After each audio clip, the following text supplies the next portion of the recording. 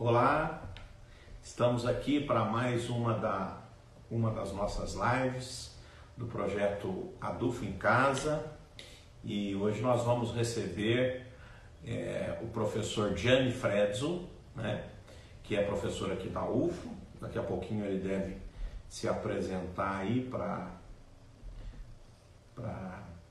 nos acompanhar. Muito obrigado pela sua pergunta. Deixa eu apresentar melhor o senhor, agora que nós estamos vendo o seu rosto, o nosso aqui, entender quem que é o nosso convidado de hoje. Professor Gianni Frezzo, como eu disse, professor de filosofia política aqui na UFO, é doutor em filosófica pela Università degli Studi Carlo Bo de Urbino. E o professor vai ficar... Eu estou esperando porque deu uma travadinha lá. O professor já fica à vontade para corrigir a pronúncia. E ele também é membro, fundador e presidente da International Gramsci Society Brasil. E teve diversos ensaios e monografias. E aí, incluindo o Grano, o nosso professor. E ele também é organizador do Retrato de Jornalista de 2017. Né? E eu gostaria, então, de, agradecendo mais ao professor, iniciar com a nossa primeira provocação. Que é o seguinte, professor.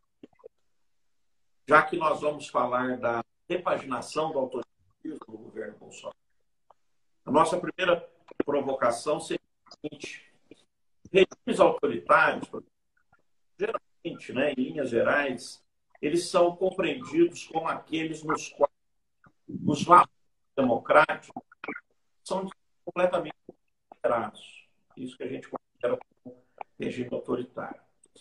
Eles tornam-se autoritários por imporem uma maneira única de pensar. Então, para começo de conversa, não seria autoritário o que norteou a campanha do presidente Bolsonaro, que seria Brasil acima de tudo, Deus acima de todos. Afinal, o Brasil é plural, muito diverso, e ele convive em noções distintas acerca de conceitos de nação, inclusive de Deus. O que o senhor diria para a gente, professor? Então, eu acho que nessa fase, não sei se consegui me ouvir perfeitamente. Está ouvindo? Sim. Então, nessa fase, eu acho que a ideia mesmo de pluralismo político, ideológico, cultural, religioso, que ao longo dos séculos passados foi assumido como valor em si, definindo a natureza democrática das sociedades contemporâneas, tornou hoje, como ocorreu depois da Primeira Guerra Mundial, alvo de uma ofensiva reacionária que pretende reafirmar a ideia de uma sociedade articulada por valores simplificados, tradicionais como pátria, religião e família. A exigência de afirmar uma única visão do mundo, eu acho que nos assinala quanto tornou importante a luta para o monopólio da opinião pública.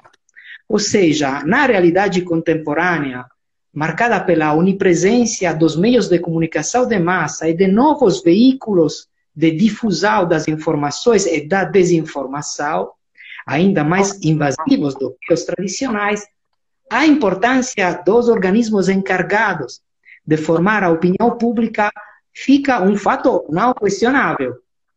Então, além das campanhas eleitorais, que se servem sempre mais dos instrumentos virtuais, WhatsApp, Facebook, Twitter, a luta para influenciar a opinião pública, pensamos ao debate atual sobre o chamado gabinete do ódio, representa um dos mais importantes desafios da política contemporânea.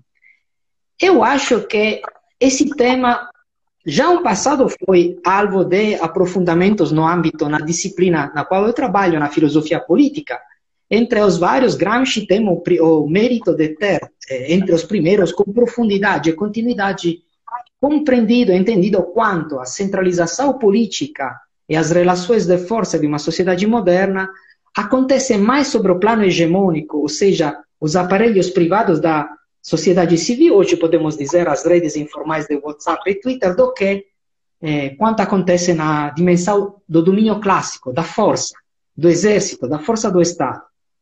Mas esse é um problema que atravessa a história da filosofia política, e preciso de alguns minutos para explicar alguns conceitos que acho podem nos ajudar a explicar melhor e a compreender melhor a questão. Já um autor liberal como Tocqueville, falando da centralidade da opinião pública nas sociedades modernas, sublinhou o problema da permeabilidade da opinião pública e o perigo do tendencial conformismo conservador. Então, aquela unicidade de valores das quais estamos falando. Isso porque exatamente a legitimação popular das suas relações de força pode conduzir até dimensões de despotismo bem mais sofisticadas e eficazes do que aquelas dos regimes absolutos. Como sabemos, nas considerações de uma obra como a Democracia na América, Tocqueville contestou não a fraqueza, mas, pelo contrário, a força irresistível de um governo onde o verdadeiro dominus fica a opinião pública. Então, isso o que significa? Que, sendo intérprete de valores de fundo dominantes de uma sociedade, sem as devidas limitações constitucionais, a maioria pode definir as coordenadas do pensamento, da arte, da cultura, da ciência, marginalizando ou expulsando os pensamentos críticos, ou simplesmente quem não adere à visão do mundo da maioria. Então, a maioria pode intervir sem as devidas limitações constitucionais, sistematicamente sobre a opinião pública, com a tarefa de moldar a sociedade à sua imagem e semelhança, de modo de evitar preventivamente o surgimento de posições críticas. Então, aquela ideia da divisão, distinção e limitação dos poderes, o chamado sistema dos check and balances, historicamente surgiu exatamente para impedir a ditadura, a tirania ou o despotismo das maiorias. Esse problema tornou objeto de uma longa reflexão filosófica, política e jurídica, moldando as modernas sociedades democráticas. Então, podemos dizer que, historicamente, a chamada devoção à religião da liberdade, era uma definição de Benedetto Croce, levou autores liberais como Stuart Mill a definir o quadro democrático e liberal como a recusa de qualquer monismo de valores ou conformismo intelectual, que, pelo contrário, encontramos nessa nova tendência do fundamentalismo diretista. Então, eu acho que um sinal inequívoco do refluxo democrático desses anos é dado pelas contradições do mundo liberal. No sentido que exatamente esse mundo liberal está com grande dificuldade diante dos temas das liberdades fundamentais. Eu acho que, nessa fase, a dimensão econômica ocupou definitivamente toda a cena do liberalismo, de modo que a devoção à metafísica do mercado, de fato, leva os liberais de hoje a considerar sagrada apenas a liberdade econômica. A esfera político-filosófica liberal acabou sumindo, tanto que as liberdades fundamentais parecem ser quase uma simples retórica para ocultar o individualismo econômico. Então, hoje, muitos daqueles que se autodenominam liberais olham com irritação mal disfarçada para as reivindicações das liberdades civis, sexuais, religiosas, bem como para a ideia do pluralismo político, cultural, filosófico, científico. Em suma, esses monstros novos que confundem o liberalismo com uma tradição conservadora não suportam o poder público quando se trata de interferir nos negócios econômicos deles, mas eles sonham um Estado autoritário e inquisitorial para comprimir todas as liberdades humanas, exceto uma, a liberdade de iniciativa econômica. Então, para responder à segunda parte da pergunta, a expressão Brasil acima de tudo exprime um conceito que não é novo, mas que surgiu já na idade dos nacionalismos depois da Primeira Guerra Mundial. Na primeira parte do século até a Primeira Guerra Mundial. Para explicar a origem dessa expressão e o significado mais profundo, é preciso fazer um pequeno recorte histórico. A transformação do capitalismo e imperialismo que aconteceu depois da crise econômica mundial de 1873, temos duas consequências fundamentais para o quadro que leva ao nascimento dessa categoria, ou seja, a nação acima de tudo. O primeiro é o processo de concentração e centralização dos capitais que acaba por destruir a função econômico-produtiva da pequena e média burguesia, que foi a base social do nacionalismo, do fascismo, e que ainda hoje é a base social dessa repaginação autoritária. A segunda é ainda mais importante. O conflito permanente para o controle das áreas coloniais sob a influência das nações ocidentais tornou a potência militar o instrumento fundamental do enfrentamento político em nível internacional. É a guerra mesma uma exigência vital, funcional à evolução social e ao progresso nacional. Esse elemento é central no desenvolvimento do nacionalismo, que antes e depois da Primeira Guerra Mundial fornece a ferramenta ideológica que determina os assuntos essenciais do fascismo que hoje reencontramos na expressão a nação acima de tudo.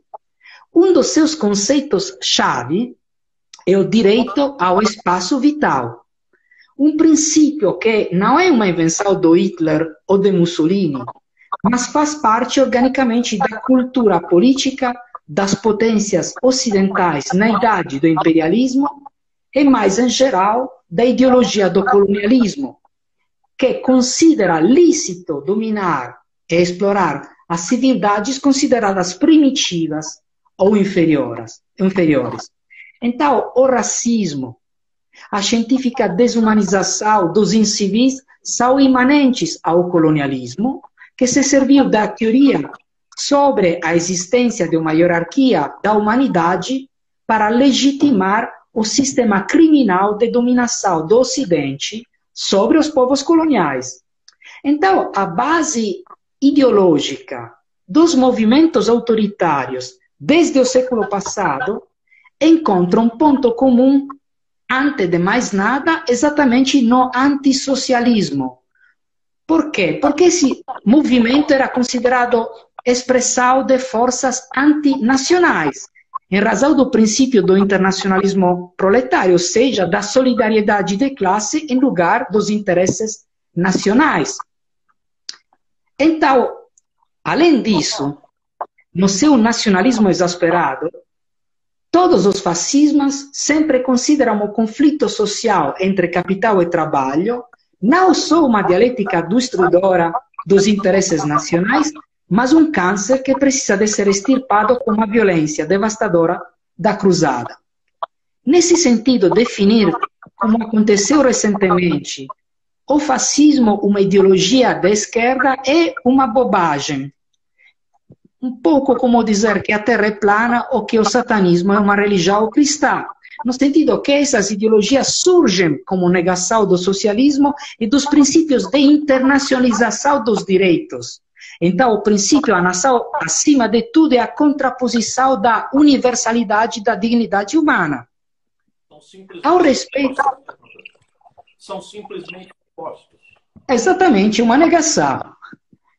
Ao respeito do conteúdo atual, das ofensivas antidemocráticas e reacionárias que estamos vivendo no Brasil, a minha primeira constatação é que não se trata de um fato isolado ou excepcional. Claro, aqui esse movimento tem suas características peculiares e originais, fruto da história e das contradições do Brasil. Mas essas posições ideológicas se inserem dentro de um quadro internacional da nova direita coordenada por Steve Bannon. Então, olhando a esse universo ideológico, que se articula em figuras como Trump, Orban, Salvini, ou mesmo Bolsonaro, parece que parte das classes dirigentes conservadoras decidiram de largar definitivamente as velhas perspectivas hegemônicas do liberalismo democrático, ou seja, impor uma mudança nas táticas da conquista da sociedade, passando da guerra de posição, ou seja, a progressiva conquista, trincheira por trincheira, do campo adversário. Isso acontece com o parlamentarismo, com a direção cultural e política, para a guerra manobrada, que seria o imediato assalto militar ao exército inimigo. Nessa mudança, em minha opinião, se situa um ponto de continuidade entre o contexto de 100 anos atrás, quando surgiu o movimento fascista, e a atual repaginação do autoritarismo. Então, esse é um ponto central. Elementos de descontinuidade na continuidade. Temos que ver os elementos que sobram daquela história, mas ao mesmo tempo entender quais são os elementos novos. Professor, significa essa sua ação inicial, que inclusive traz definições, alguns elementos para o restante da discussão, e eu vou passar imediatamente, então, a nossa segunda provocação. Né? Já que nós estamos falando do governo Bolsonaro, desse último final de semana, os apoiadores desse nosso governo pediram o fim do Tribunal Federal, criando para o Ku Klux Klan, que, para quem não sabe, era esse movimento de supremacia branca que vigorou nos Estados Unidos. E esse pessoal, então, que apoiou o Ku Klux Klan, ele saiu em marcha, utilizando, empunhando tochas rumo à sede do STF, bem copiando mesmo aquela estética da KKK, para a gente abreviar a nossa fala aqui. O protesto, então, ele se assemelhou muito a essas manifestações de supremacia racial, né, norte-americana, e aqui no Brasil foram comandados pela Sarah Winter, né, que é, inclusive, investigada na CPI das fake news, e há anos já é conhecida por suas posturas radicais democráticas. Então, na sua opinião, professor, a repaginação do autoritarismo passa por uma reafirmação da noção da forma e, em outras palavras, utilizar essa forma, essa estética da Ku Klux Klan em 2020, em pleno ano de 2020, não seria uma forma de retomar subjetivamente o horror causado em tempos e inclusive, querer impor isso às pessoas, amedrontar, inclusive, impondo medo, né, desse horror que já nós sabemos aí que já aconteceu ao longo da história? Sim. Então, é uma pergunta bem complexa, que precisa de um aprofundamento, então tento de responder em duas partes. Primeiro, eu acho que na política a simbologia adotada jamais é casual, ainda menos em tempos como aqueles de hoje, onde a mensagem política e as palavras da ordem sempre servem-se mais do aparato coreográfico para veicular a própria visão do mundo. Na iconografia do Ku Klux Klan e do nazismo, encontramos vários pontos em comum e influências recíprocas ao longo da história, cujos alicerces são bem antigos. Ou seja, em minha opinião, o fascismo, o racismo, o pensamento autoritário não são fenômenos que surgem fora do nosso mundo. Pelo contrário, têm raízes profundas na história da civilização ocidental. Faço um exemplo. O movimento de Benito Mussolini, do meu país, eu sou italiano, surge das contradições da moderna sociedade de massa e procura um caminho próprio para os problemas da dialética entre massa e Estado, indivíduo e sociedade. Um caminho que foi experimentado no interior das estruturas da sociedade italiana, segundo a lógica e a política autoritária do fascismo. Tudo isso, por exemplo, é sintetizado por um grande historiador do fascismo, que é Emilio Gentile, em 2 pontos que eu acho são interessantes, inclusive para considerar a repaginação do autoritarismo moderno.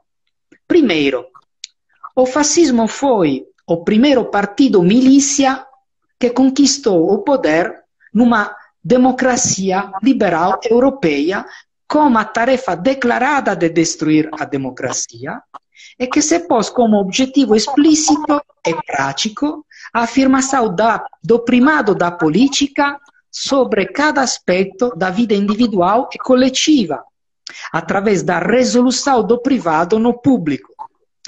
Assim é que busca organizar de modo autoritário a sociedade até subordinar essa mesma sociedade ao controle do Estado e das organizações do regime fascista.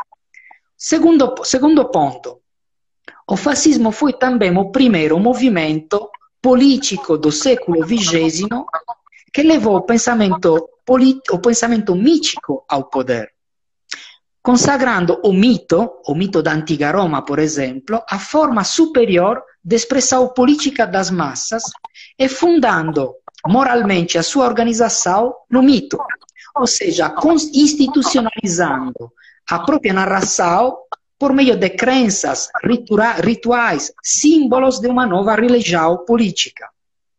O mito e a organização são, portanto, 2 componentes fundamentais da política de massa do fascismo, e é ao lado desses 2 termos que Mussolini constrói a sua ferramenta para encontrar um papel na moderna sociedade de massa e transformá-la. O irracionalismo, o mito, a organização das milícias paramilitares, a tradição da guerra, tornam-nos temas fundamentais dessa nova ideologia anti-ideológica, com uma sua fisionomia própria e uma aspiração autoritária forte. A concepção política no fascismo, portanto, se exprime na mística da ação, na potência sem limites da vontade criadora, que obviamente não pode ser travada pelas velhas instituições democráticas. Aqui está o ponto. Quando surgiu, muitos fizeram ironia sobre essa postura folclórica e racional do fascismo, considerando esse movimento apenas uma banda de malucos e de desadaptados. Eu acho que ontem, como hoje, é um erro subestimar o valor político dessa chave e a sua capacidade de mobilizar e disciplinar a base de consenso por meio da simplificação extrema da mensagem política. O partido, na Itália fascista, se afirmou graças a formas hierárquicas da organização militar, das milícias, mas foi através do mito que foi criado com liturgia, rituais, uma nova milícia civil ao serviço das tarefas do regime. Venho, portanto, à segunda parte da minha resposta. O fascismo, como exemplo paradigmático, representa um grande buraco negro da história europeia, muitas vezes apresentado como fenômeno esquisito, alheio à tradição das suas classes dirigentes e à mesma ideia da civilização ocidental. Então, ao invés de estudar as responsabilidades endógenas do colapso liberal diante da barbárie fascista, porque na Europa o fascismo se afirmou como a cumplicidade e o apoio direto dos liberais, muitos observadores tendem a considerar essa tragédia como consequência do fanatismo totalitário desencadeado pela Revolução Russa e não investiga minimamente os elos com a tradição do colonialismo e o seu legado ideológico autoritário e racista de dominação absoluta de uma civilidade ocidental sobre as outras. Como escreveu o meu mestre, com o qual eu me formei, ou seja, Domenico Losurdo, é preciso lembrar que as três nações consideradas o berço da civilidade liberal, Inglaterra, Holanda e Estados Unidos de Américas, foram protagonistas da mais criminosa obra de opressão da liberdade individual e coletiva e de extermínio da história da humanidade, que é o comércio dos escravos. O exemplo mais brutal e integral de desumanização e genocídio que o Ocidente impôs ao resto do mundo, que não aconteceu apesar do liberalismo, mas contando com o apoio sincero dos grandes nomes da intelectualidade liberal. Smith, Calhoun, Fletcher, o mesmo John Locke, que era dono de escravos e sócio da Royal African Company. Os mesmos grandes pais da chamada Pátria da Liberdade, Washington, Madison, Jefferson, todos donos de escravos, foram responsáveis também pelo primeiro antecedente histórico da solução final imposta às 6 nações dos nativos americanos pelo Congresso dos Estados Unidos de América. Não casualmente, Hitler utilizou o exemplo da conquista do Oeste para legitimar a sua ideia de espaço vital e se inspirou exatamente na epopeia do Faroeste quando imaginou de reservar aos povos do leste europeu a mesma sorte das tribos de nativos americanos exterminadas pelos colonos norte-americanos.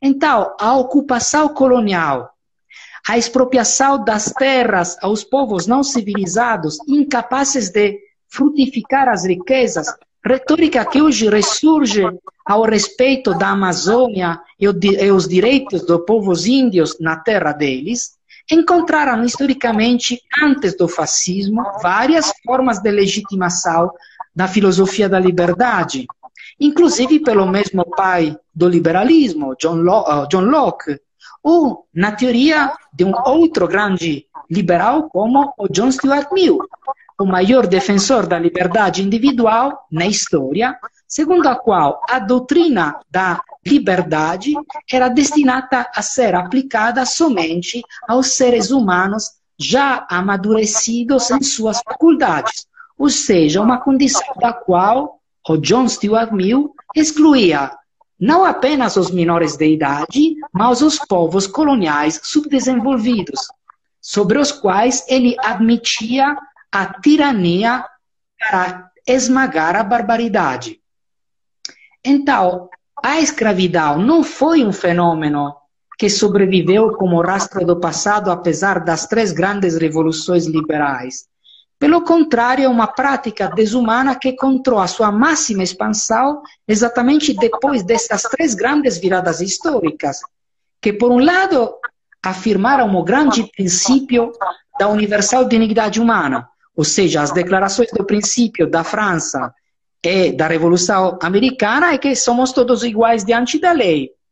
Mas, por outro, limitaram esse atributo de humanidade apenas aos povos brancos europeus. Então, os Estados Unidos de América, considerada a maior democracia do mundo, que ainda em 1964 conservava um regime jurídico de segregação racial e que ainda hoje, como estamos vendo nesses dias, não resolveu o problema estrutural do racismo imanente à sociedade americana, é um dos exemplos mais significativos disso. Então, para responder essa segunda pergunta, essa iconografia não apenas tem a ambição de reassumir a simbologia dos horrores que jogaram a humanidade no abismo das ditaduras fascistas, ela reivindica integralmente a ideia de civilização baseada na primazia branca ocidental sobre os povos e as culturas consideradas menores ou primitivas. A retórica sobre os índios e a necessidade de civilizar a Amazônia cabe perfeitamente nessa tradição. Portanto, cada visão do mundo que pretenda de opor-se a essa concepção é automaticamente considerada inimiga, ou seja, é considerada um obstáculo à ideia de reafirmar aqueles valores tradicionais. Assim, no Brasil de hoje, dentro de uma conjuntura política onde o refluxo democrático e a ofensiva reacionária assumem mesclas bastante bizarras entre velho e novo, as ciências humanas tornam alvo de uma cruzada cultural. Dentro das ciências humanas, as doutrinas críticas. Dentro das doutrinas críticas, o materialismo histórico. Dentro do materialismo histórico, foi escolhido pela direita brasileira o Antônio Gramsci como símbolo de uma hegemonia diabólica que é preciso extirpar com qualquer meio, exatamente pelo seu conteúdo contrário e oposto à ideia da civilização ocidental. Então, isso para dizer que não tem nada de casual na assunção desses símbolos, mas a assunção desses símbolos tem elos orgânicos com a história, seja das tragédias do século passado, seja mais em geral com a história da civilização ocidental e a pretensão de impor o domínio dos brancos europeus sobre os primitivos, os desadaptados, todos aqueles que não se adequam à ideia da civilização ocidental. Muito bom, professor. Excelente a sua explicação. E antes que o tempo se esgote e o índice nos derrube, eu já queria deixar aqui o meu registro da importância do conhecimento, né? E aqui eu tenho a honra de entrevistar o professor, conversar com o professor da filosofia, que é, vamos dizer, a mãe de e nessa sua ciência, a capacidade que tem de nos explicar os fatos com tanta clareza e com a capacidade, então, também de fazer a postura com a história, com fatos que nos precederam, para a gente poder entender o momento atual. Então, uso que a excelente que o professor está mencionando, para alertar a importância do ensino, a importância da educação, a importância da universidade, só por meio dela, da universidade, a gente consegue ter essa compreensão que está sendo exposta por Jeane Freire. Então, só para situar melhor aí no nosso. Quando for ali, faltando 2 minutos para as 21, o Instagram que vai nos deixar, terei eu não, porque se o senhor não tiver a oportunidade de tornar ainda o Instagram, nós temos que nos subir. Então, eu faria agora para o senhor, e nós temos aí minutos, o senhor tem já aproveitar, poderia fazer ao final da. Então, olha, após a marcha que copiou a identidade totalitária do Ku Klux Klan, que a gente ocorreu na madrugada do os bolsonaristas amanheceram no último domingo, reavivando a famigerada marcha da família com Deus e verdade. Movimento ocorrido originalmente em março de 1964, em São Paulo, e que foi responsável, então, por preparar no qual frutificou o golpe militar. Muitos consideram, inclusive, essa tal marcha como o gatilho, embora haja controvérsias, né? Fala-se lá do discurso da... Mas, enfim. há quem diga que foi o gatilho do golpe. A edição de 2020, portanto, de domingo dessa marcha, ataca o Congresso e o STF e clama por família e liberdade. Então, tanto essa manifestação contra o Supremo Tribunal Federal, aludindo a Ku Klux Klan, quanto a Marcha da Família, reuniram poucas pessoas. Isso a gente pode ver lá pelas imagens das câmeras de segurança dos prédios, ou dos drones, enfim. Mas o fato é o seguinte, a nostalgia do fascismo pode propiciar uma releitura de autoritarismo?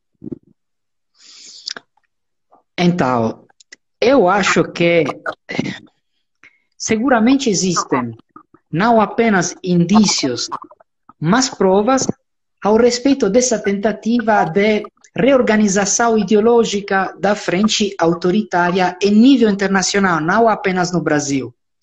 Eu acho que essa é a mais significativa reorganização do movimento autoritário no mundo depois do surgimento do fascismo.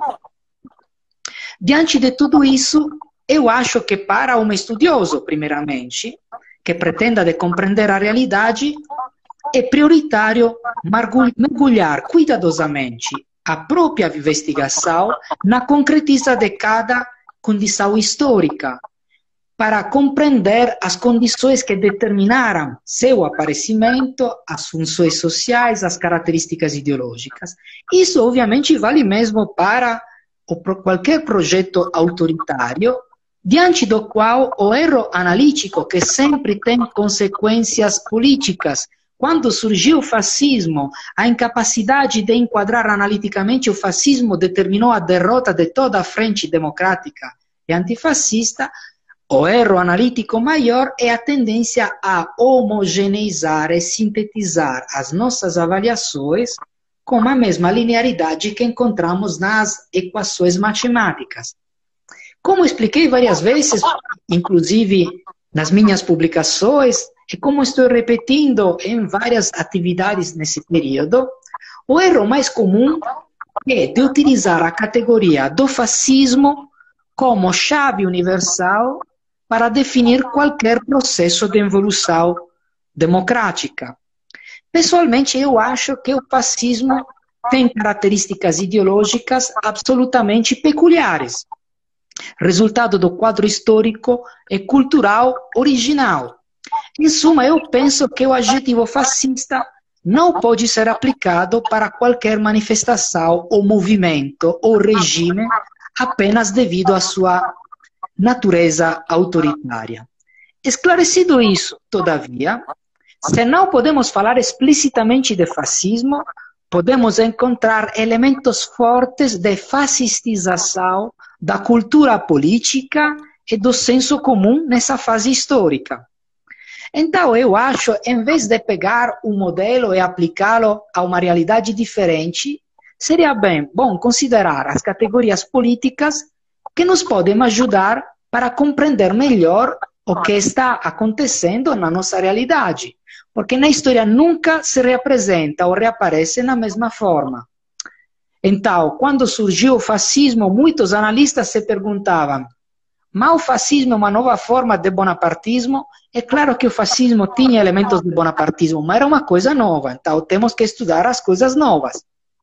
Um dos erros mais comuns nas avaliações do fenômeno fascista, que não nos ajuda a entender a diferença entre esse movimento e outras manifestações anteriores ou sucessivas da tradição autoritária conservadora, mesmo o golpe de 1964, consiste em reduzir a essência do fascismo apenas ao uso sistematizado da força e da repressão.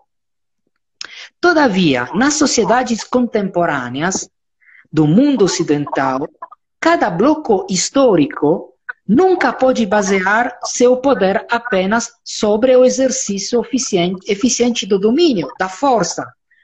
Ou seja, também as viradas mais autoritárias sempre necessitam de reconstruir um novo aparato hegemônico. E aqui podemos encontrar os elementos novos e os elementos de continuidade. Ou seja, a política, quanto mais torna complexa uma sociedade, tanto mais é uma mescla complexa entre domínio e hegemonia, força mais direção. Nesse sentido, o fascismo italiano foi uma forma moderna de poder autoritário em comparação com os velhos regimes autoritários e reacionários. Por quê? Porque o fascismo buscava constantemente o consenso popular por meio do uso hábil da demagogia, da distorção da realidade, da transfiguração da realidade em função dos seus interesses. A característica mais moderna do projeto autoritário do fascismo está, portanto, na capacidade de abrir sempre novas trincheiras com a tarefa de controlar intelectualmente as massas populares, arregimentando-as nas organizações de massa do regime. Portanto, a habilidade de exercer também domínio e direção, força e consenso, falando como a categoria do filósofo Benedetto Croce, ética mais política. Então, se olhamos essa história, podemos encontrar elementos que nos ajudam também a compreender hoje, nas diferenças de hoje. O homem novo fascista não era um indivíduo tornado consciente por si e patrão do seu próprio destino, mas era essencialmente o cidadão soldado que esvazia a sua própria individualidade para deixar-se absorver pela comunidade nacional. Por isso, o regime centralizou as funções da educação, como a reforma escolar realizada pelo fascismo, pelo ministro fascista Emilio Gentile, que era um dos máximos filósofos da Europa. Claro que não estamos falando nem de Olavo de Carvalho, nem de Weintraub. Ou seja, atrás do fascismo estava uma ideia bastante complexa da sociedade e da cultura. Mas, ao mesmo tempo, o fascismo organizou uma rede muito articulada de organizações de massa que acompanhavam a vida do cidadão italiano desde o nascimento até a morte, com a tarefa de garantir sempre a participação passiva e plebiscitária na vida política e cultural do regime. Então, aqui encontramos uma diferença fundamental. Se as ditaduras tradicionais, inclusive o golpe de 1964, visavam a despolitização da sociedade civil, o fascismo torna a política dimensão privada, ou seja, politiza a dimensão privada. Eu acho que nas recentes evoluções do bolsonarismo, que procura a mobilização permanente dos seus militantes para fornecer um suporte de massa às tarefas do governo, encontramos uma convergência importante entre esses dois fenômenos. Então, o primeiro elemento em comum. Claro, isso acontece com a falta de um partido único, centralizado e militarizado, que era, pelo contrário, o alicerce do fascismo. Outra questão. O fascismo afirmou a necessidade de restaurar a velha ordem social e os valores da sociedade tradicional, religião, família, pátria.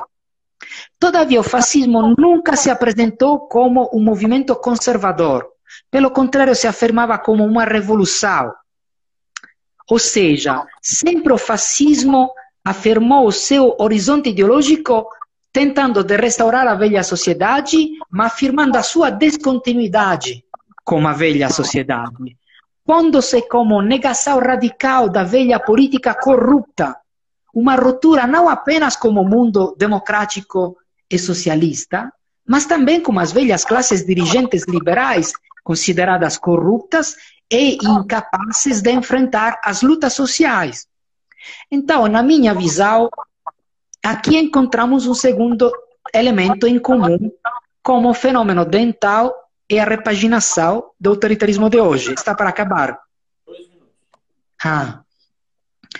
Então, Mussolini tentou de utilizar todos os modernos instrumentos de massa, de comunicação, cinema, rádio, para suscitar um estado de participação popular constante nas campanhas do governo.